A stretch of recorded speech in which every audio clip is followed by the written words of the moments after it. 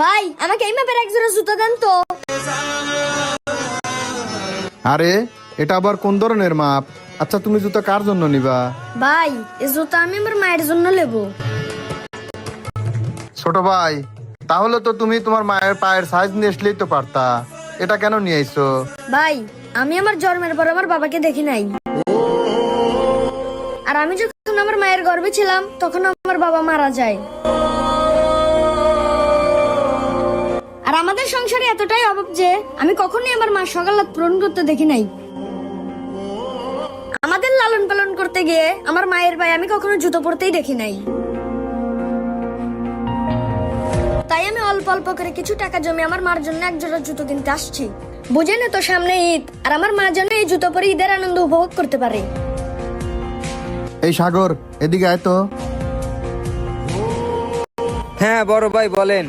এই সাইজের এক জোড়া জুতো নিয়ে এসো।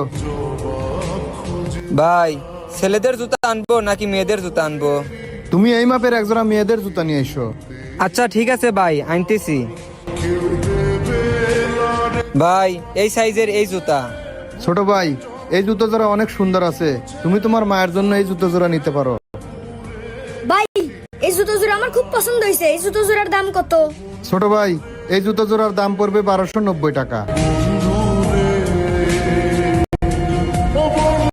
ভাই একটু কম রাখেন।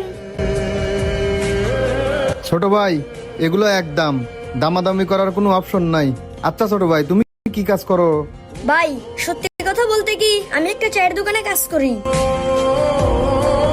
ও আচ্ছা, তা তুমি বেতন কত পাও? ভাই মাসে 5000 টাকা।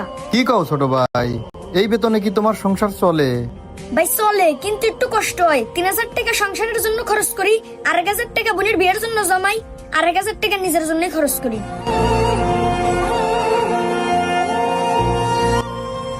আচ্ছা ছোট ভাই, তোমার সংসারে কে কে আছে? আমি আর আমার বোন আর আমার মা।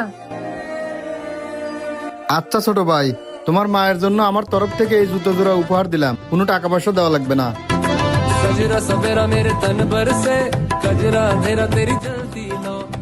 কি ব্যাপার ভাই, এই এত দামি জুতা আপনিও কি ফ্রিতেই দিয়ে দিলেন? সাগর শোনো, মায়ের ভালোবাসার কাছে সামান্য এই জুতো জোড়ার দাম কিছুই না। ভাই আপনি ঠিক কথাই বলছেন, মায়ের ভালোবাসার কাছে এই সামান্য টাকা পয়সা কিছুই না। ছোট ভাই, মায়ের প্রতি তোমার এমন ভালোবাসা দেখে সত্যি আমার খুব ভালো লেগেছে। এইখানে 3000 টাকা আছে, তুমি বাড়ির জন্য ঈদের বাজার করে নিয়ে যাও। আসলে ভাই আপনি অনেক ভালো, আর আপনার মতো যদি সবাই হইতো তাহলে এই দেশে আর ইতিমদের এত কষ্ট হইতো না।